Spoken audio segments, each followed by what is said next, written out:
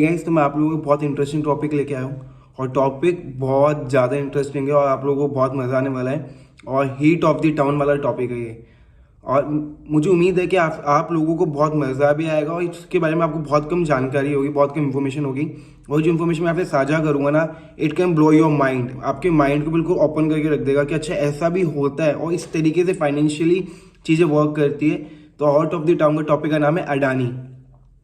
और अडानी कैसे कमा रहा है और अडानी का स्टॉक मार्केट से क्या कोरिलेशन है, इस चीज़ को मैं आपको कनेक्ट करके दिखाऊंगा। और इस चीज़ को आप जब समझेंगे ना, तो आपकी जो नेगेटिविटी है स्टॉक मार्केट को लेके, वो तो दूर हो ही जाएगी। और आपको फाइनेंशियली आपको समझ में आएगा कि बिना पैसों से, मतलब आपके पास पैसे नहीं है लेकिन फिर भी आपकी वैल्यूएशन भी बन रही हो, आप पैसा भी मतलब लोन भी ले पा रहे हो, और how things work, it can just blow your mind. जब मैंने पूरे डेटा को पढ़ा, मैंने जब डेटा को समझा, इट कैन मतलब मुझे 2 से 3 महीने लग गए इस चीज़ को समझने के अंदर, और मैं आपको सिर्फ 10 मिनट के अंदर ये चीज़ समझा दूंगा। एंड ट्रस्ट मी, अगर आपको ये चीज़ अच्छी लगती है और आपको ये समझ में आती है तो शेयर कीजिएगा। बाकी तो आपको आपको अच्छा लगेगा तो आप करिए देंगे। तो मैं आपको समझाता हूँ अडानी क्या है। और अडानी, पहले मेरा ये सवाल है आप लोगों से कि आप, जब मैं आपसे सवाल करूँ तो आपके पास इसका जवाब आपके पास है या नहीं, आपको पता होना चाहिए। ऐसे कौन से पैगामे हैं, ऐसा कौन सा पैरामीटर है कि आप ये समझ पाए कि ये वर्ल्ड का फर्स्ट रिचेस्ट पर्सन है, या सेकंड बन गया, थर्ड नंबर पे, फोर्थ नंबर पे। ऐसी कौन सा डेटा है, ऐसे कैसे आप समझ पाते हैं कि हमें न्यूज़ में पढ़ते हैं कि देखिए ये फलाना फलाना आदमी फर्स्ट रिचेस्ट पर्सन बन गया, एलॉन मस्क है जो वर्ल्ड का रिचेस्ट बन गया, कभी बिल गेट्स बन गया, कभी टिम कुक बन गया, समझ रहे हैं आप, कभी एलॉन मस्क बन गया, और अपना अडानी वर्ल्ड का सेकंड रिचेस्ट हो गया, कभी अपने अपने मुकेश अंबानी सर है वो बन गए। तो ऐसा क्या है, आप कैसे इसको जज कर पाते हैं कि आपके पास इसका जवाब है? अगर है तो बहुत अच्छी बात है, अगर नहीं है तो आपको मिल जाएगा। क्या है देखो, मैं आपको डेटा समझाता हूँ कैसे हम एनालाइज कर पाते हैं कि वर्ल्ड का फर्स्ट पर्सन है, सेकंड है, थर्ड है, रिचेस्ट नंबर पे, या 50 नंबर पे आता है, 60 नंबर पे आता है।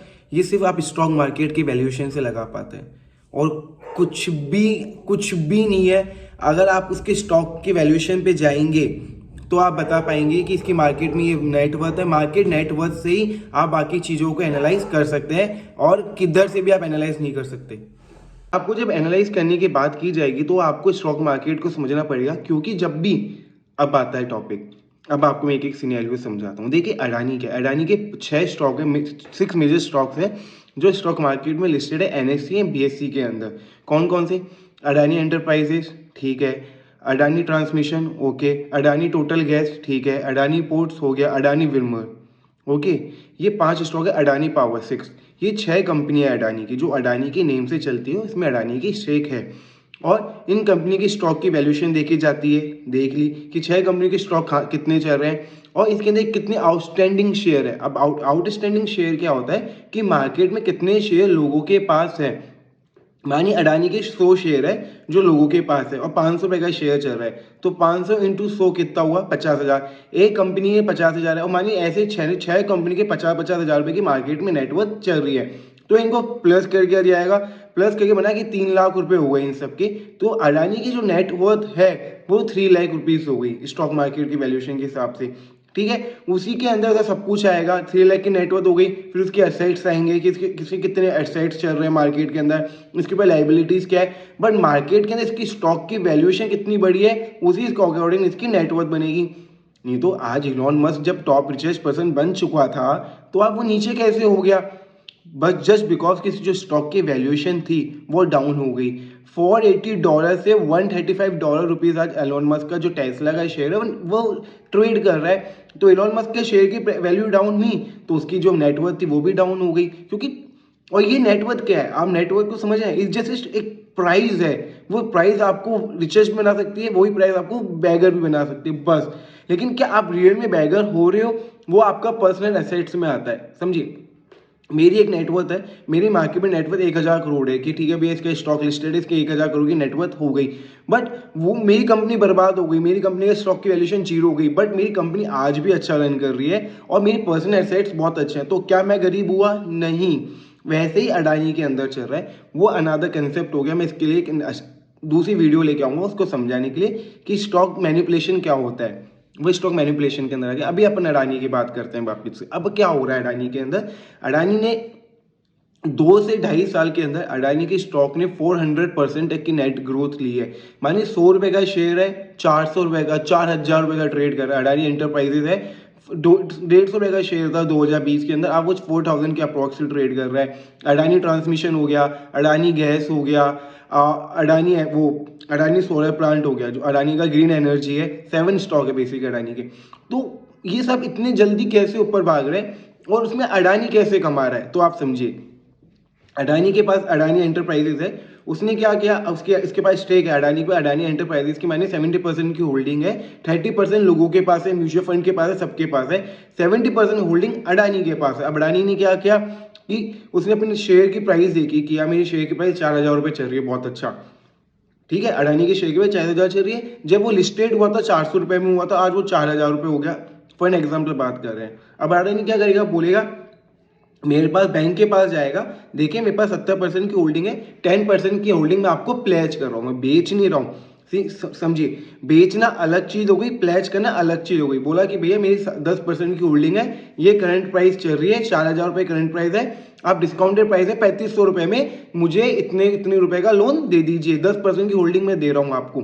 मानिए 4,000, अडानी के पास 70% की होल्डिंग है, उसने 10% प्लेज रख दिया मार्केट में जाके, बैंक में जाके प्लेज कर दिया बैंक में जाके प्लेज। अब क्या हुआ इसके, उसने तो कुछ भी नहीं दिया अपनी जेब में से, 10% प्लेज कर दिया बैंक को जाके, बैंक आप मेरे 10% रख लीजिए, बैंक ने रख लिया, चलो ठीक है। अडानी के आ गए, शेयर की प्राइस 4,000 चल रही थी, बोला भैया ठीक है आप 4,000 चल रही है, आप 3,500 में प्लेज कर दीजिए, आप 3,500 रुपये में कर दीजिए, मुझे 4,000 की नहीं, मैं आपके लिए फेवर कर रहा हूँ। वैसे तो मैं लोगों को 4,000 रुपये चल रही है, आज मैं मार्केट में बेचने जाऊँ, मैं 10% की होल्डिंग तो 4,000 में बिकेगी ना, लेकिन नहीं, मैंने आपके लिए फेवर किया, मैंने आपको 3,500 में दे दिए मेरे शेयर्स, प्लेज कर दिए, बेचे नहीं, याद रखिए, प्लेज किए। प्लेज क्या किया, शेयर रख दिए, होल्डिंग आज भी इसके पास है, 70% का प्रमोटर आज भी यही है, बट प्लेज करके पैसा उठा लिया। अब पैसा उठाया, मानिए उसने 10% की होल्डिंग में 4,000 करोड़ 5,000 करोड़ उठा लिए, ठीक है। और उन 5,000 करोड़ का क्या किया, उसने दोबारा बिजनेस में इन्वेस्ट कर दिया।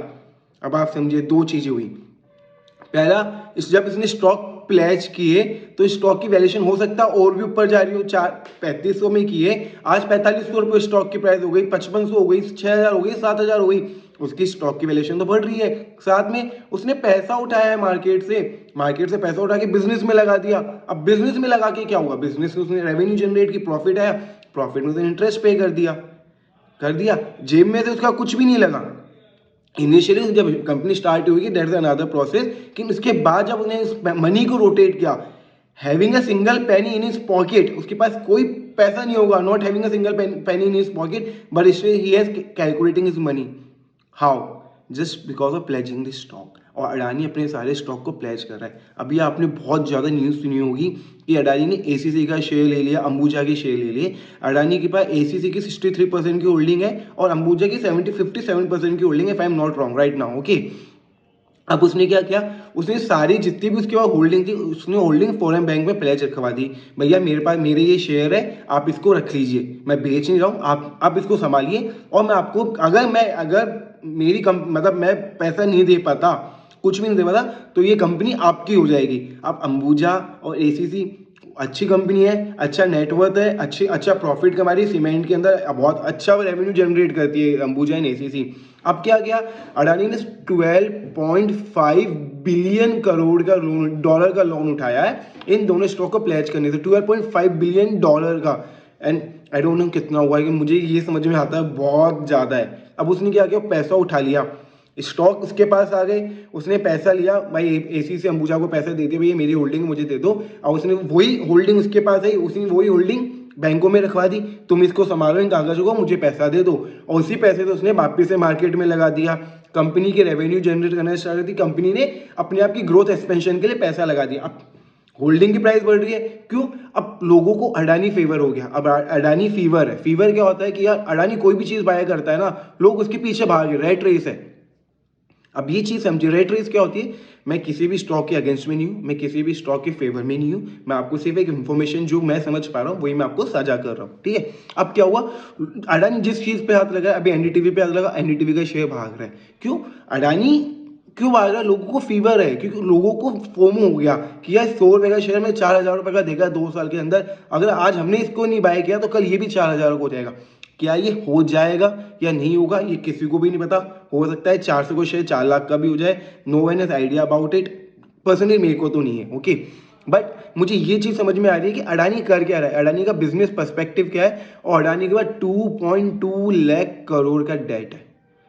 लॉन्ग टर्म डेट जो है, जो 10 साल 20 साल आगे का, वो 1.37 करोड़ का नेट डेट है। और टोटल जो डेट है शॉर्ट टर्म और लॉन्ग टर्म को मिला के वो 2.20 लाख करोड़ का नेट डेट है, ठीक है। अब इसमें हो क्या रहा है, जब इनका नेट डेट बढ़ रहा है तो इसमें कर क्या रहा है अडानी, अडानी ने भाई अडानी का शेयर, अडानी ट्रांसमिशन, अडानी ने क्या किया, अपनी शेयर को प्लेज करके वहां से पैसा उठाया, वहां से पैसा उठा के कंपनी में लगा दिया, कंपनी की वैल्यूएशन बन रही है और लोगों अडानी का शेयर भाग रहा है, तो उसकी नेटवर्क तो बन रही है शेयर के पॉइंट ऑफ व्यू से। या कंपनी इतना कमा पा रही है, मैं आपको डेटा दिखाऊंगा, साथ में आपको मैं डेटा भी दिखा के चल रहा हूँ क्योंकि आपको समझ में आए। 3 साल में अडानी की जो प्रॉफिटेबिलिटी इतनी ज़्यादा इंक्रीज नहीं हुई है, प्रॉफिटेबिलिटी कंसिस्टेंट जो 5% 7% की जो इंक्रीज होती है वही हो रही है, बट स्टॉक जो है वो 400 टाइम्स 500 टाइम भाग रहा है। क्यों? लोग बहुत आगे का सोच रहे हैं, बहुत आगे विजन ले रहे हैं, और ये होता है market manipulation. Adani market manipulate हो रहा है, वो अपनी स्टॉक की वैल्यूएशन से ही तो लोन उठा रहा है। अब मानिए कि अगर इसकी स्टॉक की वैल्यू गिर गई तो क्या, अगर आज इसने जो भी प्लेज रखे हैं वो अपने स्टॉक्स को प्लेज रखे हैं, उसने कुछ भी नहीं रखा है, अपने स्टॉक को प्लेज रखा है कि भैया मैं आपको मेरी होल्डिंग प्लेज कर रहा हूँ, ठीक है, समझ रहे हैं, होल्डिंग प्लेज कर रहा हूँ, एसेट्स प्लेज नहीं हो रहे हैं, होल्डिंग प्लेज हो रही है। होल्डिंग में क्या है, शेयर्स होल्डिंग, भैया मेरे पास 70% 10% आपने रख लिए, भले 70 मेरे पास है लेकिन अंदर से 10% किसी और के पास रखवा दिए और फिर भी मेरी होल्डिंग बढ़ रही है। क्यों? अडानी फीवर है। और मुझे ये लगता है, मतलब पर्सनली मेरा जो मानना ही है कि जिस दिन स्टॉक क्रैश हो गया इसका तो क्या होगा कंट्री के अंदर, और ये चीज़ प्रिडिक्ट करना बहुत मुश्किल है अभी के लिए। बट मेरा ये मानना है क्योंकि अडानी जो है उसके जो जितने भी इन्वेस्टमेंट है वो एसेट इन्वेस्टमेंट है, क्योंकि वो मार्केट के अंदर कैपिटल रोटेशन बिजनेस है। सीमेंट का हो गया कैपिटल रोटेशन है, अडानी के खुद के पोर्ट है, अडानी पोर्ट आपको पता होगा जो एसईएस है, स्पेशल इकोनॉमिक जोन के अंदर आते हैं शिपमेंट वाले। अडानी खुद के एयरपोर्ट है जो एयरपोर्ट रिपेयरमेंट करते हैं। सीमेंट इसकी हो गई, अभी इसने धारवी जो मुंबई के अंदर है स्लम एरिया, उसने उसका कॉन्ट्रैक्ट जीता है, वहाँ पे बहुत एक्स्ट्रा ऑर्डिनरी सीमेंट का यूज़ होने वाला है, वो अडानी की सीमेंट से यूज़ होगा। तो he has a very good business policies जो इसकी बिजनेस में हेल्प करेगी। बट उसका जो डेट है बहुत बड़ा है, वो डेट मुझे लगता है कि लाइक क्योंकि वर्स्ट इतना देख चुके हैं ना हमारी इंडिया के अंदर, बहुत ज़्यादा वर्स्ट हम देख चुके हैं, तो मुझे ये लगता है कि जो कंपनी आगे कर रही होगी वो बहुत ही आगे की वैल्यूएशन से लगा के चल रही होगी। हमारा इतना डेट इतना पे करना है, तो मेरे लिए रिस्क इतना बड़ा नहीं दिख रहा मेरे को बड़े, लेकिन I am a small investor and मेरे इकोनॉमिक जो मैं समझ पाता हूँ मेरी बहुत कम मानता हूँ मैं। बट मुझे ये पता है कि जब आपको कोई चीज़ बुरी देख रखी हो ना, तो वो बुरा फिर आप उस चीज़ से सिक्योर होते हो, आपको वो पता है कि ये चीज़ नहीं होनी चाहिए। और इकोनॉमिक के अंदर बहुत चीज़ें ऐसे क्राइसिस आए हैं कि वो क्राइसिस मुझे नहीं लगता कि वो अडानी वैसा फेस करेगा, बट रिस्क है, बिल्कुल है। बट आप समझ पा रहे हैं कि कैसे पैसा रोटेट होता है without having a single note, मतलब जिन में पैसा नहीं भी रोटेट कर रहे हैं अडानी, वही बिजनेस, दिस इज बिजनेस। और स्टॉक मार्केट को मैं क्यों कोरिलेट कर रहा हूँ, क्योंकि इसके बिना कुछ भी नहीं है। अडानी ने जो भी पैसा उठाया है वो स्टॉक की वैल्यूएशन से तो उठाया है। It's not just Adani, Reliance ने जब फेसबुक को अपनी होल्डिंग बेची तो उसने स्टॉक की वैल्यूएशन में तो होल्डिंग बेची थी कि भैया मेरी होल्डिंग है, मैंने आपको मेरी होल्डिंग दे दी, आप देख लो, आप स्टेक, मेरी शेयर की प्राइस है। फेसबुक को जब दिया, गूगल को जब दिया, प्रोमोटरशिप कैसे बनाई कि भैया मेरी होल्डिंग में आप ले लो, इस पर्सन की होल्डिंग आपके पास आ गई। तो भैया मार्केट में बने रहने के लिए मार्केट को समझना जरूरी है, ठीक है। हाँ, हम बोलते हैं स्टॉक मार्केट रिस्की है, ये है वो, भैया नहीं है। म्यूचुअल फंड क्या है, म्यूचुअल फंड क्या करता है, पैसा मार्केट में ही तो लगा रहा है, कहाँ लगाएगा, स्टॉक मार्केट में। एफडी कहाँ लगाती है, स्टॉक मार्केट में, या तो डेट मार्केट है, इक्विटी मार्केट। और डेट में भी इतना पैसा नहीं लगाते हैं, debt over a period of time में ही लगाया जाता है, आप सडनली डेट पे नहीं लगा सकते। मतलब मार्केट जब वीक होता है तो आप डेट में लगाते हो, साइक्लिक इवेंट होते हैं। अभी करंटली डेट में बहुत ज़्यादा पैसा लगा, अब वापिस धीरे धीरे वापिस इक्विटी में आ रहा है। इस साइकिल को समझना जरूरी है। बियर फेज, बुल फेज, ये सारे मार्केट के फेजेस हैं जो साइक्लिक इवेंट होते हैं। हम इसको समझते नहीं, मार्केट को ब्लेम करते हैं। Please do not blame the market, blame yourself कि यार we don't have that level of knowledge जो रिक्वायर्ड है। तो हम अपनी नॉलेज को एनहेंस करेंगे ना। देखिए, जिसको जो चीज़ की समझ नहीं होगी ना, वो एक्सेप्ट नहीं करेगा कि मेरे को इस चीज़ की समझ नहीं है, वो हमेशा बोलेगा कि चीज़ ही गलत है, और for me that is wrong. You should have accept that fact that we don't have that level of knowledge which is required to enter into that market. Once you understand the fact of knowledge, you will never going to be criticize anything. You will always and always try to upgrade yourself, right? तो मेरा मानना ये है कि आप अपनी knowledge को enhance करिए rather than criticise anything. Criticise आप सिनेरियो को करिए, मार्केट को नहीं करिए. किसी भी चीज़ को क्रिटिसाइज मत करिए. And always try to criticise yourself कि शायद मैं इस चीज़ में और इम्प्रूव कर सकता हूँ इन अ बेटर वे. सो आप शायद आपको अडानी का ये सीन समझ में आया होगा कि अडानी और स्टॉक मार्केट कितना कोरिलेट करता है कि स्टॉक की वैल्यूएशन राइज होने से अडानी की भी प्राइस वैल्यू बढ़ रही है. वो उस होल्डिंग को और जाके प्लेज कर सकता है और वो वहाँ से और पैसा उठा सकता है. राइट नाउ अडानी है 2.2 lakh crore debt in the longer term. And Adani port हो गया, इसने सारे अपनी होल्डिंग को प्लेज कर रखे हैं. शायद इंडिया बैंक्स में भी कर रखे हैं, फॉरेन बैंक्स में भी कर रखे हैं. ओवरऑल है रिस्क रिटर्न, रिस्क कितना है डेट वो तो आगे ही पता चलेगा. But company has a very good economic policy. Company की जो रेवेन्यू पॉलिसी है बहुत अच्छी है. लॉन्गर टर्म के अंदर बहुत ही बिजनेस माइंडेड लगा के चीज़ें क्रिएट की जा रही है. और like the way he has acquired ACCN Ambuja, बहुत ही मतलब स्किल्स चीज़ थी वो अडानी के मेरे पॉइंट ऑफ व्यू से. सो डैट वो पोर्ट में उसकी कोई चीज़ होने वाली है. धारवी का उसने जो मतलब धारवी मुंबई की सबसे बड़ा स्लम एरिया है, उसने उसका कॉन्ट्रैक्ट जीता. वो रीडेवलपमेंट करेंगे. इंफ्रा के अंदर बहुत ज़्यादा पैसा डिप्लॉय होता है क्योंकि सीमेंट के अंदर बहुत ज़्यादा डिप्लॉय हो जाता है. सीमेंट उसकी खुद की होगी. तो that is something smart move. और इंडियन हम होते ऐसे, हम स्मार्ट मूव में ज़्यादा बिलीव रखते हैं. वी नो कि हमें कुछ ना कुछ एसेट्स चाहिए, तो एसेट्स वो दिखा रहा है. तो it is up to you कि you have to invest in the Adani stock and not. That is up to your point of view. It's a discretionary view होता है वो. मैं आपको इन्वॉल्वमेंट नहीं रहूँगा. But have a faith in this stock market. मेरा मानना है कि स्टॉक मार्केट को समझिए. रिलायंस हो गया, ये स्टॉक क्रैश नहीं होने वाले. Over a period of time buying zone है, सेल जोन बनता है. वो हर अभी अडानी का 7% डाउन हुआ है कल. बट क्या वो 7% कल 14% हो सकता है? हो सकता है. बट इन अ लॉन्गर वे के अंदर वो वापस एक रिकवरी ले लेगा. So if you like this video, please do share and comment. Thank you for watching.